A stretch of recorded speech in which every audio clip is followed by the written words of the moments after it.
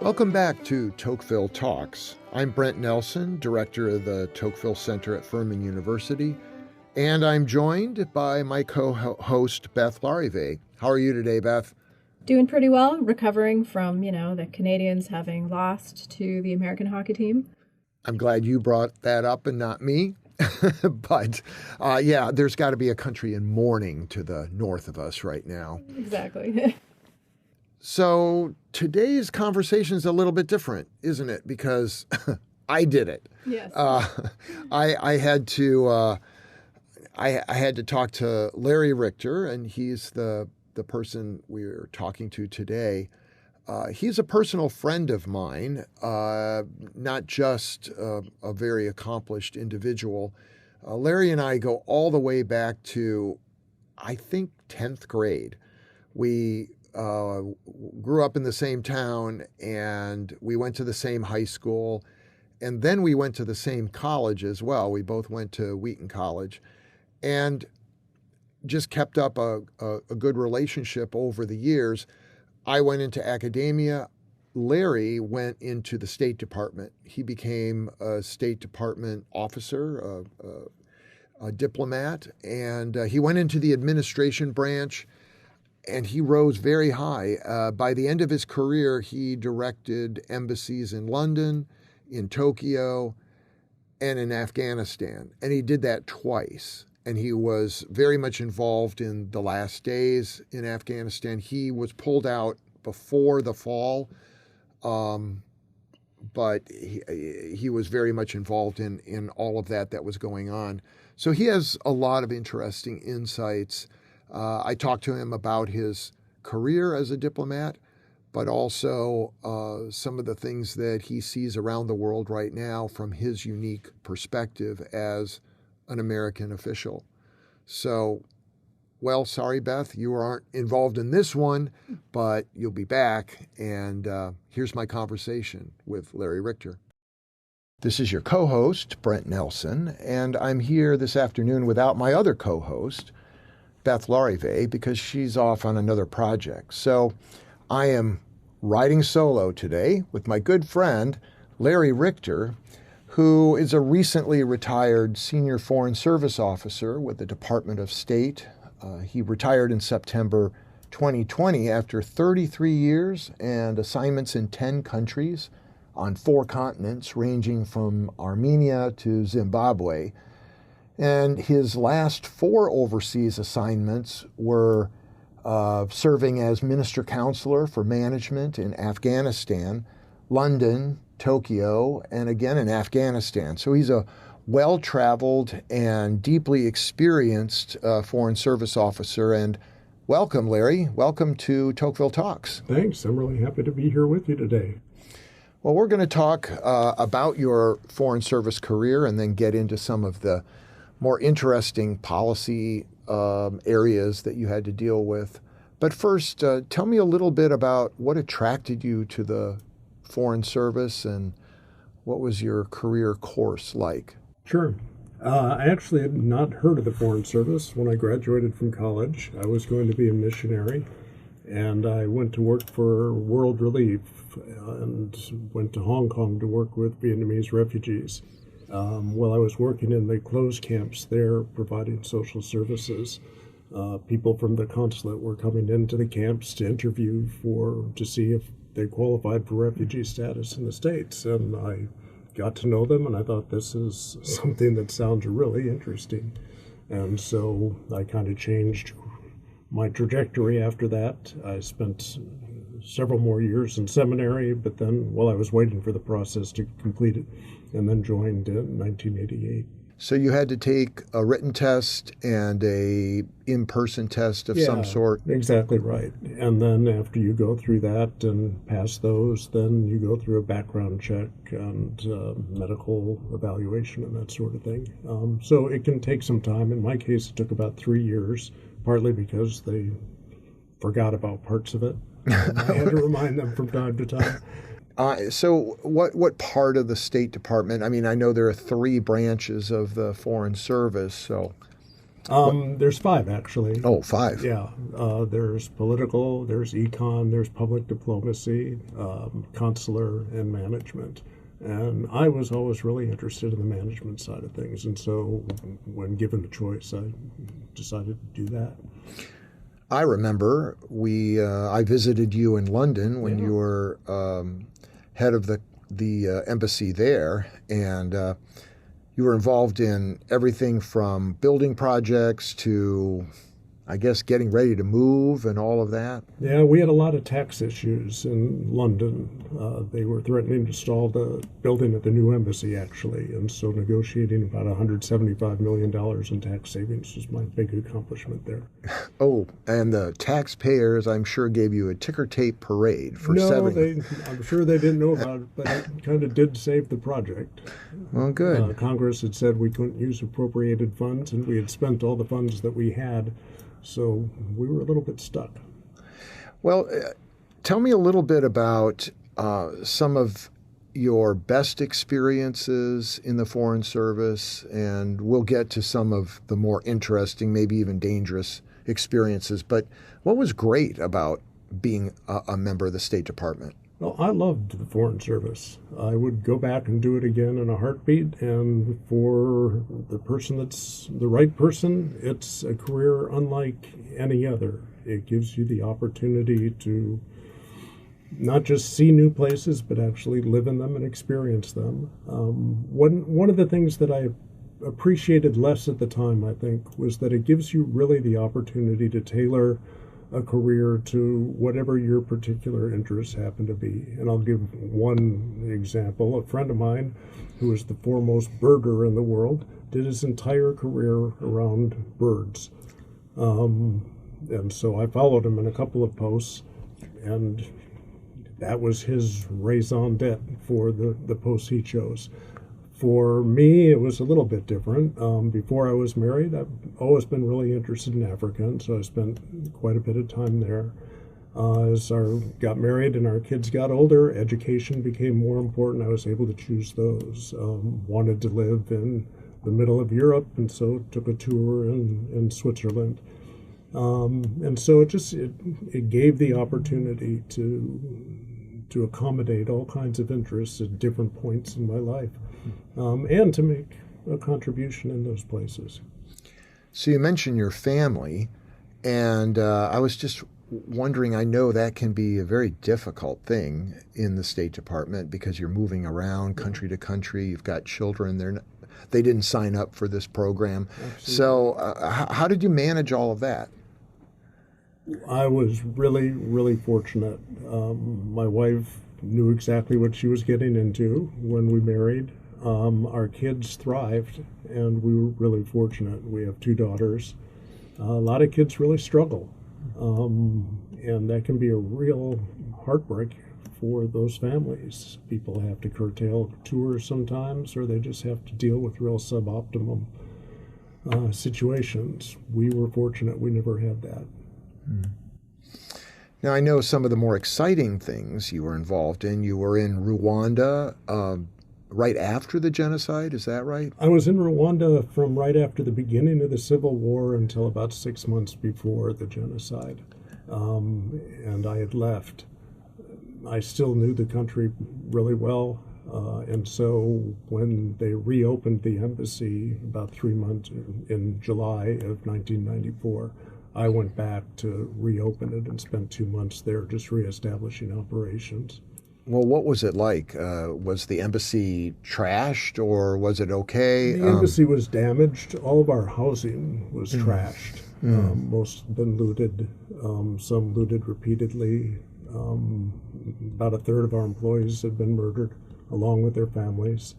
Now, these are mostly Rwandans or Rwandan Americans? Families. We didn't lose any American families. Okay. They made it out, although some had horrific stories of getting out in the midst of that fighting.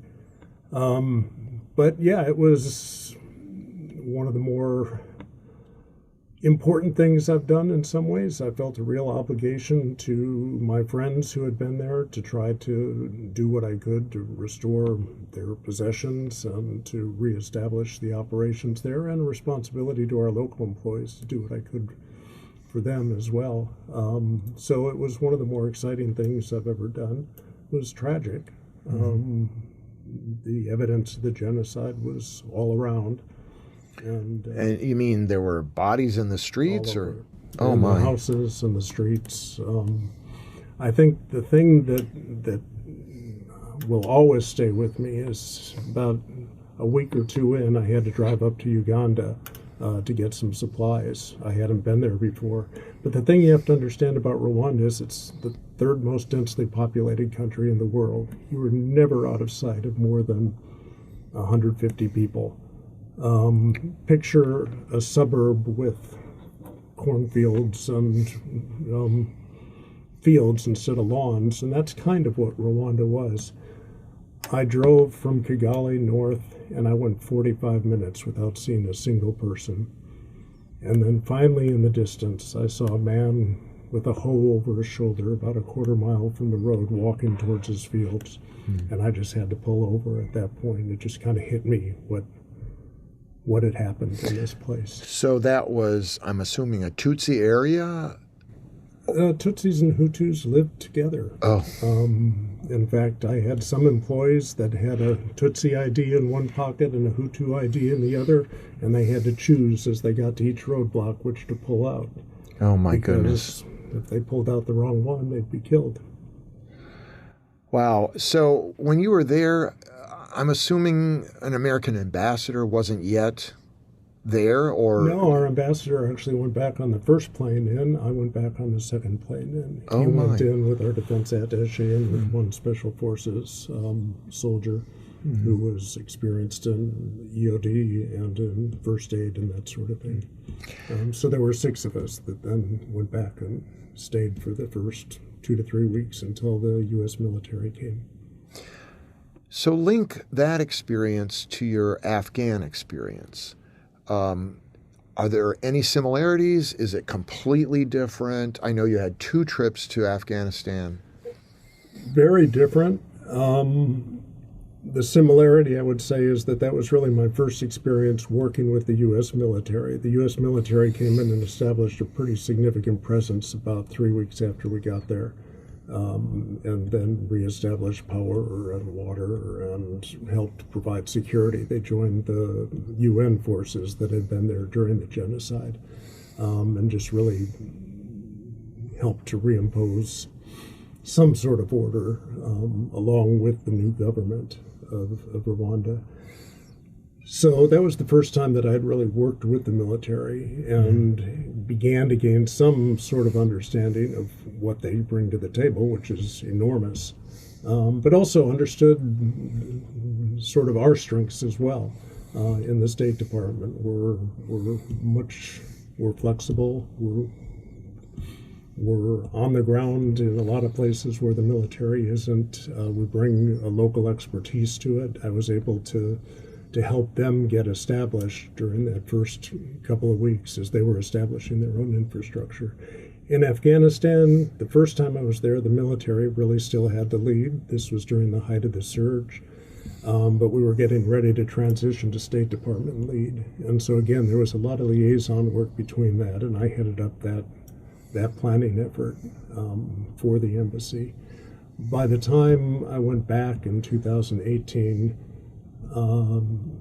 the situation in the country was quite different. We had pulled back largely just to Kabul. We were no longer really actively fighting ourselves. We were being the enablers for the Afghan military. But it was much more of a headquarters type operation at that point. So there was a lot of liaison, but it was the political side of things was more important at that point. Now, you weren't there when we withdrew. No, I had left a year before that. I was actually getting ready to go back. I was retired at that point, but still on the rolls, and they asked me to go back and help out at the airport.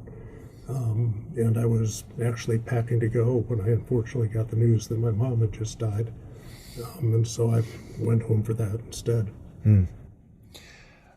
So I want to circle now back to Washington, D.C., where if you don't know, the State Department officers go out to a posting and then you come back to D.C. We can. Most of the time? Yeah, I would say every second to fourth tour, most people come back. It's not an absolute requirement.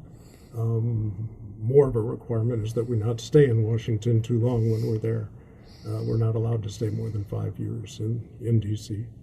But they don't want you staying in one country No. too long either. No. Most tours are 1 year in a place like Afghanistan, 2 years in what they call a hardship post, or 3 years in a place like London or Tokyo.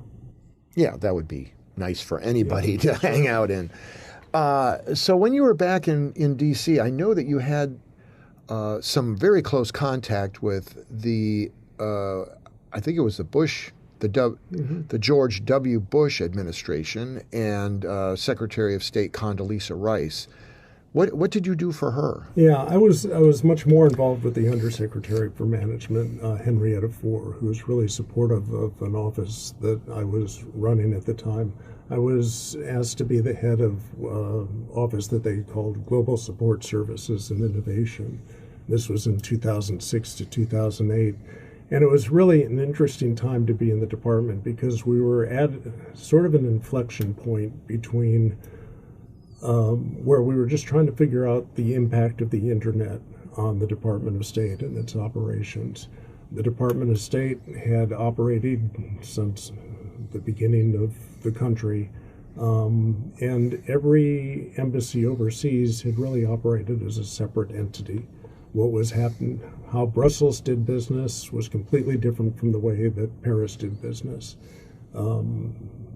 They didn't talk to each other. You had to kind of reinvent the wheel at every single embassy you went to. And the office I was heading up, we decided to work on what was called the Collaborative Management Initiative, although we sometimes referred to it more as the Coercive Management Initiative, where we wanted to switch to a model much more like Marriott, where you would have common standards, common ways of doing business, common framework from post to post. And we were actually quite successful at it. It was probably the most successful management initiative that I saw during my career. It really, for the next 15 years, up until COVID, was kind of the operating system for the way that we were working at our overseas posts. When you were there, did you see more policy making in action just by being around those people? Sure. And, resources and policy are inextricably intertwined.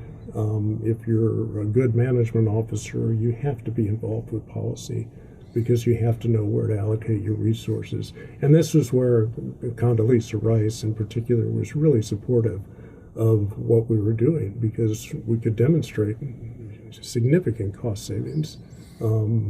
Identified probably close to $500 million in discrete cost savings that we could identify from this. So she was interested. She brought in one of her colleagues from the Hoover Institute that I worked with very closely, and then met with her regularly to update her on the status of it. And she was helpful, along with Henrietta Fore, in running interference as needed. Well, certainly Condoleezza Rice is a great political scientist at Stanford, and so every good political scientist knows the value of organizations and bureaucracies, and so she might have had some unique insight because of her background in that. So I want to end our discussion with some of the things that are going on now that you're seeing. I know you're not as involved in the State Department as you were before, but I know that you've expressed to me some, I guess, differences with the previous administration on withdrawal from Afghanistan, and perhaps you want to elaborate on what you think our policy where it might have erred in that particular area? Sure. I could give a very long explanation for why I think what I do, but I will keep it short. I believe we shouldn't have left. I believe that we were on the cusp of a pretty transformational change in Afghanistan, that there was a new generation of leadership arising who we had worked closely with, who had bought into our vision for what a new Afghanistan could look like. And they were just starting to get into positions of lower level and mid-level leadership. I think another 5 to 10 years, and they would have been in senior positions, and I think we would have seen a pretty radical change in Afghanistan. Instead, I think we abandoned them, and just as we were on the cusp of doing something really good. Of course, the problem is 5 to 10 years of American public opinion we might not have been able to sustain that. Perhaps not, but we had already gotten down to a reasonable level. While I was there, we cut our staffing by almost 50%. We had drawn down to two compounds in Kabul. The military was no longer doing the fighting. We were providing enablers for the Afghans who were doing the fighting, who were taking significant casualties. We were providing medical support. We were providing technical support. And unfortunately, when we withdrew those things, the Afghan military morale collapsed. Fighting was no longer as effective, and they lost pretty quickly. I don't think the public would have noticed if we continued to do those things. We were at a sustainable level, in my opinion. Mm-hmm. So turning to the current administration, we've only had a year and a few months. It may seem longer given the number of things that have happened. But do you think, first of all, do you think your role would have changed much under the Trump administration, or in management you're pretty much set, you're doing the same things, or has that changed for colleagues who have now taken your place? Well, I do believe that regardless of administration, most posts, most positions, the job doesn't change that much, even if you're in a political officer position or economic officer position. The relationship of the U.S. to other countries is not. Policy changes in the U.S. don't affect most of our relationships because they're not at the forefront of policy. We're going to have a presence in Rwanda, and that presence isn't going to change very much as the administration changes.